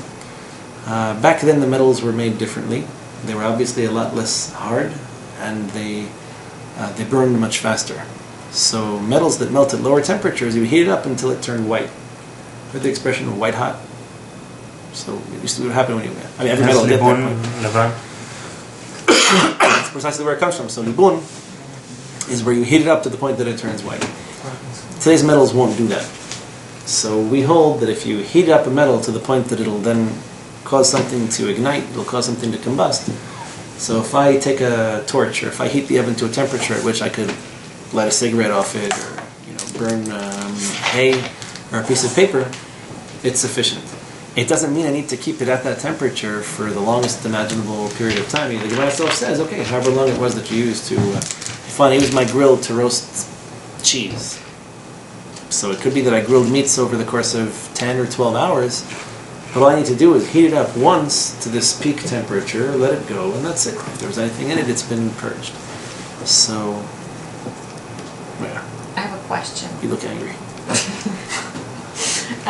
Can we talk about your... Yes. So the oven, so we have the self-cleaning ovens, right? So I can technically just turn on the heat and self-clean it once and it's kosher. We'll amend that. You'll want to clean it first. Right. And then after it's clean... Right. Or can I just sell it? Sell the oven. Yeah. On eBay. For the Pesahh. Are you not planning on using it? Correct. Then why clean it? Because I'm not supposed to have anything in my house. So this Ashkenazim and Sephardim alike agree that you are not required to get rid of utensils because they have been used with chametz. So if my favorite pot of pasta, favorite pasta pot, my pasta trivet pot, is sitting on the top shelf of my kitchen, I can take it out and just make sure that there is no pasta still in it and put it back. I don't have to wash it or clean it beyond that point, and I don't have to sell it, I don't have to get rid of it, I don't have to do anything. You're not obligated to kosherize anything that you're not planning on using on Pesach. So your oven, if you happen to bake bread in it all the time, just make sure that there are no crumbs in it, and you're good to go. You're not obligated to sell it or get rid of it or do anything else to it. And for that matter, any part of your kitchen you don't plan on using, you're not obligated to. You have to clean it, make sure there's no chametz in it. You don't want like loaves of bread sitting in your oven on Pesach. But you're not obligated to clean it or to get rid of it for any reason. You know, for like tape. In fact, there was a bit of a backlash when they started writing these really fancy, sophisticated finance guy kind of contracts for the sale of chametz. So, and it's great. These things evolved. They went from, all the chametz in my possession is now sold to so and so. So wait a second. Now we have to start specifying the place. Make it sound like a really tough contract, so you know where the chametz is located in my house. So the chametz in my kitchen, or my warehouse, or in my car, or whatever. Then it became any shares of companies that I own that happen to possess chametz as well. Maybe my retirement plan bought stock in McDonald's, and I didn't know. So assuming the bread in McDonald's is actually chametz, I would be guilty of some partial ownership of chametz, if that's the case. Any company that People I have... do that? No, yeah, it's in the contracts. Well, what if it's in Rosh Hashanah? So that's just it. So the contract for the sale of chametz, so it's actually a good idea to sell chametz even if you have none, or if you don't think you have any, because for all you know, a certain percentage of your 501k will inevitably involve something in the food service industry where they might actually own chametz. So it's not exactly so simple that this should be necessary, but they come to include it. Then they came to include in the contract for the sale of chametz any chametz inside utensils that you happen to own. That didn't last very long because people said, first of all, you can't sell me chametz inside the utensil. You have to sell me the utensil itself. Sell me the utensil itself, so you're Jewish and Mustafa is not, and he purchases the utensil itself, then you need to take it to the mikveh once his ownership is no longer valid, because you've just acquired a utensil that was owned by a non-Jew, nothing to do with what's kosher, what's not kosher inside the pot. You have to take your whole kitchen back to the mikveh after Pesach. So we don't hold that way. We don't hold that you have to sell it. In fact, we would prefer that you shouldn't, because then it makes things complicated as far as taking them to the mikveh and immersing them after Pesach. We don't require this. So you have no obligation to kosherize your toaster or your microwave or your oven if you don't plan on using them on Pesach itself. A couple of other interesting questions are things like blenders. Just in the daily halacha, why would you ever have a hot liquid in a blender? I don't know. I didn't know that you can use them for hot liquids. Well, you have like the self-emerging ones for soup. Okay, so Oh, if you happen maybe to for use, soup, yeah. they use those things for paint too. To mix paint. If you happen to have an immersion blender that you use for hot soups, right? I'm trying to think of a scenario why I would ever want to do that. You're making a soup and you want to shred everything in it. Yeah. You want to make it a puree. You can if you- shred it Yeah, maybe beforehand. you boiled something, they have you boil certain vegetables and then Right. and then And blend shred it with Right. an immersion blender. Right. Very tasty. Okay. Take your word for it. I'll trade you a toothbrush for it. No, so Make really good butternut squash soup and you put it in the blender. It comes out really smooth. that's how I do that. They don't shred the thing first on a grater. I'm sure they do, but in addition, they probably put it in a blender. It's very quick. Comes out so smooth and it's very Corrected? Okay, so well, if you had such a thing, then you're putting it in. Learn a lot about people when you. All these issues are coming out. So if you have an immersion blender that you're using to mix hot liquids that happen to have chametz in them, so you have butternut squash soup with croutons that you intend to pulverize as well, or to liquefy. barley. I don't know. Okay, fair enough. So you would have to just dip this thing in a pot of hot water in order to do it. If you're using, boil hot water and immerse the thing. What else do you want to do? Torch it? There's no reason for that. So if you happen to have like an egg beater, something that you use just to make creams or mousse or pudding or whips, if it's not hot, I just don't see the reason. I don't see the purpose. You said 100 degrees. You can't make anything cream. You whip cream at a hot temperature, it's going to collapse. I was just a little bit hung up when we talked about Yad Boat. You said that we hold about 100, just over 100 degrees. It's not so hot. I mean, we're 99 degrees as it is. Our body? Yeah. 98.6. So anything that feels even slightly hot to your touch, Bizarre over 100 detail. degrees. Bizarre detail. But the Gemara happens to say that If you use a knife to slaughter an animal and the animal is not kosher, then the knife will have effectively kind of been cooked and the blood of the thing comes out because it's that hot. It's hot. Actually, the animals are hotter than our body temperature. It is hot. It comes out. I'd say take my word for it, but you know this. Answer to the question being? Yes, not much hotter than our body temperature is already hot enough to be of halachic concern. But again, if you have a blender and all you do with the thing is mix eggs with sugar and cream or pudding, Yeah. no reason for you to take it anywhere and do anything particular with it. When it comes to frying pans, interesting question. So, what is the status of a frying pan? I use a frying pan to make omelets and to fry schnitzel with egg and flour. It's a very ancient practice, by the way. It goes back quite a while. It's not like it's a newfangled thing. People do this for years. So, in theory, I have oil in the pan. And the chametz that contacts the pan inevitably contacts some very thin film of oil. If you don't use oil, it starts to scorch, it turns black, and it smells nasty.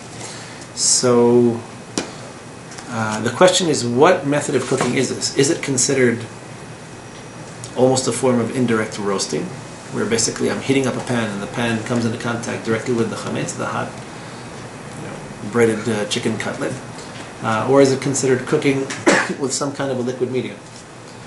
Just an FYI, Rabbi Yosef holds that a frying pan that's always used with oil has the status of a pot that it can just be immersed in boiling water and you're done. You don't necessarily need to torch it. There are opinions amongst the Ashkenazim that suggested that maybe when you're frying something, there is no oil in a particular part of it. You're either frying something without oil, in which case you might have to take a torch to it because it's not liquid medium cooking. Kind of a valid concern. I mean, isn't it a bit of an assumption? A bit of an assumption to say that it's going to be not evenly distributed, but it's going to coat the entire surface? This is the typical Ashkenazi Sephardi dispute. The Sephardim say, why should it be considered like grill? The Ashkenazim say, why should it not? It's like, so the question is what? Whenever we require torching something where it comes into contact with an open flame, if there's a pot between the open flame and what you're cooking, it's not an open flame. So what's the worst thing that happens? Liquid gets purged from the chicken cutlet, a little bit of sauce or gravy drips out from it. So okay, so you're cooking in that. To say that we would require a torch would mean it'd have to be like a grill or a skewer or those nets that you can use. Sometimes there's that when they're grilling liver. Sorry, so you said even if there's no medium whatsoever, it's a dry, hot pan, and you put the chicken on it with the schnitzel, with the breadcrumbs. Becomes a very good question. First of all, you're pretty much always going to put oil in the pan anyway. Trust me, take it from a guy who does a lot of frying. Yeah, you need oil in the pan. And second of all, even so, the flame isn't directly contacting the food. That should be in the category of cooked over an open flame. So for the Sephardim, it's enough that you just clean it, give it a good scouring, and then you use it, you dip it in, you immerse it in boiling water. The Ashkenazim are more strict on this particular topic. There's a lot of differences. I think we've mentioned quite a few. Differences in Ashkenazim and Sephardim when it comes to Pesach. Now, another major difference in Ashkenazim and Sephardim is that according to the Shulchan Aruch, you can torch anything. So, right, everything down. Including refrigerators. So according to the according to the Shulchan Aruch, well, yeah, you can torch refrigerators too, right? According to the Shulchan Aruch, if I have a pot and I use this pot to cook pasta, and then I put it on a trivet after I'm done, so I can get a last trivet in there. I use this pot to cook pasta, and I happen to be lazy, or I happen to have a really big tank of propane, and I decided, you know what? I don't have the patience to sit here and boil water. By the way, an alternative method to kashering a pot like that is either you put it inside one big pot, or you take it in a smaller pot and you just dip it piece by piece, make sure everything is covered, or you clean it, you fill it with hot water after it's been cleaned and not used for 24 hours. Just remember that. That's the rule for all these things. Clean, in other words, superficially clean, not in use for 24 hours, and then you either immerse it in hot water or pour hot water on it.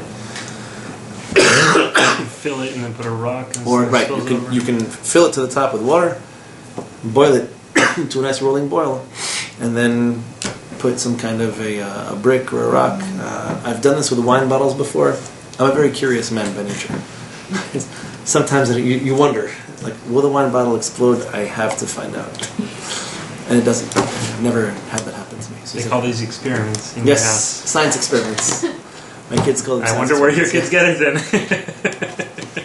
So yeah, just take a big boiling pot of hot water, take a wine bottle, smash it in. So the wine bottle is glass, nothing in it is not kosher for Passover. If your wine is not kosher for Passover, you're an ST, and so is your wine. And as long as it spills over and coats the sides of the pot, then you're in pretty good shape. No other major concerns. The Shulchan Aruch will tell you, if you were to take a torch to a pot that otherwise would require immersion in liquid, you fulfilled your obligation. Like, we hold this to be in cardinal order of preference. You would go from torching, which works for anything, to immersion, which only works for those things that are cooked with liquid medium, to pouring from a pot of hot liquid indirectly over something else. By the way, that is probably how we would hold when it comes to things like, say for example, a steak knife. You don't usually use a steak knife inside a hot pot. You would typically use it only when the meat is out on a plate, and already you're cutting slices. So here's an interesting discussion. Devar gush is how it's referred to in halacha, things that are in chunks. So if I cook boiling hot potatoes in sour cream, Russians put sour cream in everything. So I put boiling hot potatoes in a pot of sour cream and I cook it up, or with butter or whatever else you want. Once I take the potato out of the pot and I cut it, what's the status of the knife? So it's not a knife that was used inside the pot. Maybe I have a ladle or I have a big fork or a mixing spoon that I use inside the pot. Yeah, potatoes get really hot. Correct, as does meat. Meat that comes right off the grill is pretty hot. So we tend to hold that these utensils that come into contact with hot items that were removed from the cooking medium still require immersion in liquid. So if I used by accident a steak knife to cut the potato that was cooked in butter and came hot off the plate, I'm not going to do it, so fine. But usually things that come out of pots would need, so for example, soup. Soup is very literally something you take out of a boiling hot pot, take it out with a ladle and you put it into a bowl. So if I had a metal soup bowl, for whatever reason. If you're in prison. If I'm in prison, I don't know if you're allowed to have metal utensils in prison. I don't know. Last time you were there, Marina, what did Right. what did they serve? So, a crazy story about that. It's not for the camera. No, it wasn't me. It was a friend of mine. So if you take soup out of a boiling hot pot of soup, soup with knedlach, right, with these little dumplings, and you put it with a ladle into a bowl of soup. So here we hold, ironically enough, that in order for the soup to be kosher for Pesach, all you need to do is pour hot water, just like you pour the soup into the thing here with a ladle or directly. So all you need to do is take a hot pot of water and pour water into the soup bowl, covered on all sides. It doesn't have to actually be immersed into liquid. But if you immerse it in liquid, according to Shulchan Aruch's rule, you fulfilled your obligation. Because it's a step up. Instead of having hot water poured on it, it's been immersed into hot water. That's like summa cum laude. You've graduated with flying colors, with accolades. And if you wanted to take a torch to your bowl, then you could do this too, and you fulfill the obligation. The Rama is not so crazy about the idea. He'd prefer that you keep these things separate. I think he's okay when it comes to pouring or putting something in immersed in hot water, but when it comes to fire and water, I don't think he's so encouraging of mixing the two methods, whereas the Shulchan Aruch says clearly nothing better than a torch and an open flame. They're just fun to handle. And then if you want to do something else, it would only count if it were not used for the exposed flame method. 2 questions. Real quick. One. Yeah, we're going to have to continue next week, so go ahead. Any questions you have, ask Okay. now. I'll continue. Next Okay. topic. One is, can you use your oven, like let's say you kasher your oven for Pesach, can you then use your oven to like kasher a pot or something? So we hold that anything that you want to use to kasher should be kashered first. Yeah. So if, for example, I have a large cauldron of water, and I fill it with what? It's clean, hasn't Actually, been for 24 hours. Rabbi Mansour just said that wasn't the case. He said that you can kasher a smaller pot in a bigger pot that had not yet been kashered.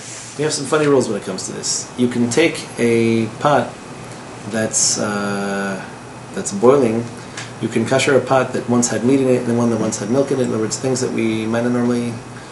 We know that it's batel birov because the pot is typically, if you can fit one pot inside the other, there's probably more than 60 times the amount of material the first pot has in the volume of the second one. How we calculate it. It's true. Usually there's not that much material in the thickness of the pot anyway. But yes, we would typically, what you would do is you would take a pot that's either parv. If it's parv, it doesn't matter. There's no forbidden flavor absorbed in it. If it's something that did previously was used for chametz, then you would still, ideally anyway, scour the thing. It stays unused for 24 hours. So you can fill it up and kasher it, and then right away you can just use, you can even use the same water. Kasher milk or meat, whatever it is, as long as it's been clean and not been used for 24 hours, we hold that it's okay. Otherwise, think about it. They'd have to have separate piles. They'd have to have one pot for meat, one pot for dairy, and one pot for parv. That just doesn't happen. So that's as far as that goes. Yeah. The other inquiry is about stovetops. So, like, let's say you were, cooking toast and you have crumbs of toast or whatever schnitzel, and then you also want to do the same thing with matzah. You want to make matzah b'ay or something like that. Do you have to kasher the stovetop and how? So the custom is to kasher them. That Ibra Elijah admits the custom is to kasher them. We don't use. I'll qualify that. My grandmother used to use it for cooking because she would kasher liver over the stovetop. Couldn't afford a grill, so she would just take the gas range, and either on a fork or on some kind of a skewer she'd use to cook things over it. Okay, so most of the time we don't use it for cooking. Things do get spilled on it and over it. The custom today is to take the things apart and to torch them because if they're exposed to anything, it's an open flame. And if we cover So I think what Ravadia holds is that when it comes to the bars that are situated over the flame, that there, if anything does hit it, it's not so much the direct flame as much as it's splashed from other things. So perhaps pouring hot water over it, and dipping it in a pot of hot water would suffice. But what you can do is you could use the flame itself to kasher it. If you have, if you cover them with the aluminum and everything, you still need to kasher it. in theory, if they're covered in such a way that they couldn't really emit anything, it'd be It's okay. completely covered. Yeah, the same thing for a plata. If I take a plata and I cover it with enough aluminum foil that it's not going to be pierced or punctured over Pesach. One layer? Well, yeah, because there would have to be liquid on both sides of it in order for it to be considered a problem. So even if something spilled out of a pot, as long as it just cascaded off the aluminum, So if you clean it and then cover it with aluminum, you're good. as opposed to torching it. Yeah. Okay. Because I don't have a torch. That's why I'm asking. Not yet. Not yet. $25-$30 at Home Depot. It's amazing. It burns air, that thing. They are No so time hot. to go to Home Depot. What about But did I miss the answer to my question, or you didn't answer Which question? for the kumkum? The lead. Yes, no, you're right. So, no, I please. just really need this answer. I'm glad you brought this up. So, yes, okay. So there is an Ashkenazi opinion that because you're not cooking with water you're cooking with steam, but kind of indirectly. Mm-hmm. The question again comes up: is this like a frying pan? So you're using the heating element kind of indirectly, but the chametz is contacting the metal directly. So if it's hot metal contacting chametz directly, Not metal. Plastic. Hot plastic. how hot do you? And it gets that hot that it heats things up. I don't know if it. No, I don't heat things. I just put the bread to be a little warmer. And usually the bread even is covered, but still, I put it on the top, on the lid, which is in plastic. It gets like warm. I It's don't know warm. how. Okay. It is. I know it's warm. So my suggestion would be so two questions. Question number one: does that make the kumkum itself problematic? Or words, can you use the water that's in it if the thing is used to cook chametz? So, delicate question. How would you kasher such a thing? It comes into contact with the outside of the hot water urn, except there is no medium. So depending on how hot it gets, the thing is, if it's warm enough that you can touch it without discomfort, you might luck out and say that all it does is warm things up, it doesn't cook them. If it doesn't cook them, then you're in good shape. If you get crumbs inside the water thing, it's a little bit... No, it never gets crumbs. Okay, so the Yeah. question would be, what exactly is the temperature of that thing? Don't try on Shabbat. Yeah. Don't touch it. No, you can see I'll if tell you. it's like so boiling that I you never can't... really touched it. I mean, Yeah. I've put things many times. Yeah, because it's a good question, because technically you're cooking chametz, isn't it? How do you kasher that thing? It's Yeah, metal. that's why I'm You asking. can't immerse it in hot water, so But then, as long as you don't use it on Pesach, it's okay. she has to go No, to but hot water. I wanted to know if I can use it on Pesach. No, I but thought about not work- using it at all. You can use the kumkum without using the cover. to No, warm so the up question things. is, if it's hot enough, No, but that it cooks, Yeah. then the whole kumkum has been used to cook chametz. How do you make it kosher? Yeah, but wait a second. If I understood correctly, she's cooking stuff on top of the kumkum. Correct. Whatever is inside the kumkum doesn't get in touch with the hametz anyway. So whatever is inside, you So can use you're it asking, on Pesach. what you're saying is, what happens if I take a pot full of boiling milk and I do that Berber, stick the bread on the outside of the pot thing? So, good question. Does the pot have the status of halavi just because it has milk inside it? Or does the milk have to touch both sides of it in order for it to be considered halavi? Well, I didn't ask a question, but apparently it's a question. You're so sharp, Dowie, that you ask questions without even intending to. What's a statement to you is a question to me. So effectively what you're saying is, can I cook chametz on the outside of a pot and use the inside to cook matzah? Kasher Pesach, or can I use the inside to cook meat and the outside to cook milk, or can I, so does flavor get transferred one way or the other? So the Rashba writes about this, and he says that if I have on the gas range at the same time, concurrently, a pot that's cooking fettuccine alfredo, and I have one that's cooking beef bourguignon, and they touch each other without liquid intermediary, then they're both kosher. There's no problem with having one pot cooking dairy and one pot cooking meat on the same stove. If they're touching each other without any liquid from either pot coming out, he holds it's fine. So if you want to hold like the Rashba, which clearly you do, I'm sure the entire Italian Jewish culture is based on him. So in theory, the outside of the pot wouldn't transfer anything unless there was some kind of a liquid there. Then it gets a little bit sticky. What's the status of this? Let's say you wanted to cook a bread on the outside of it. Is it liquid enough to be considered, liquid for the purpose of transferring flavor from one side to the other? The moisture in the bread. I don't know, for example, you're talking about bread. Maybe it's burakas. Maybe it's that really nasty, oily Israeli burakas that drips and leaves.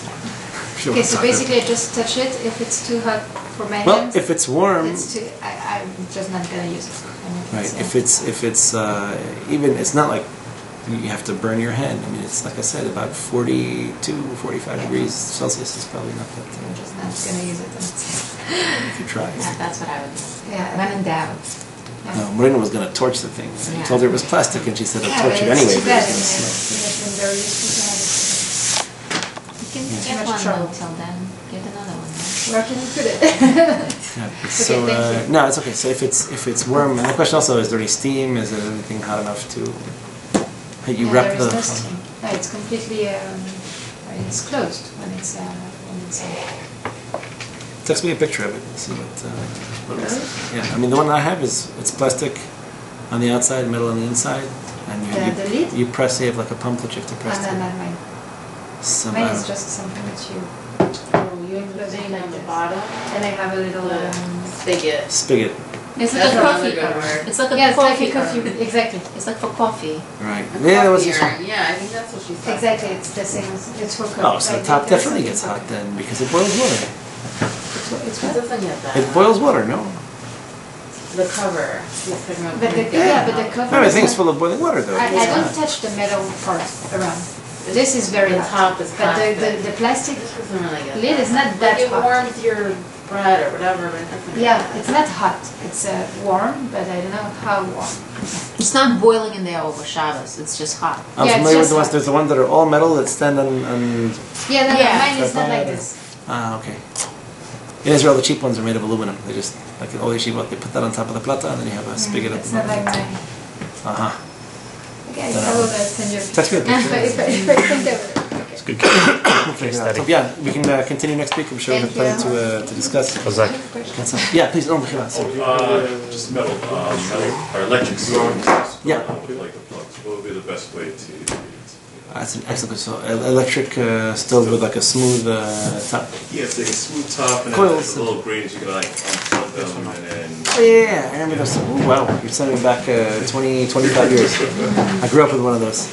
So, so the heating element itself probably pyrolyzes everything that touches it.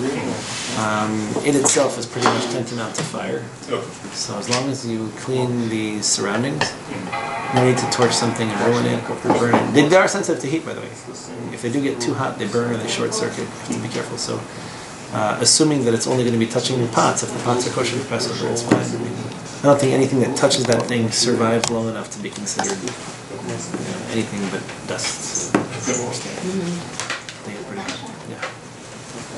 Very good question. Okay, guys, we'll see you next week.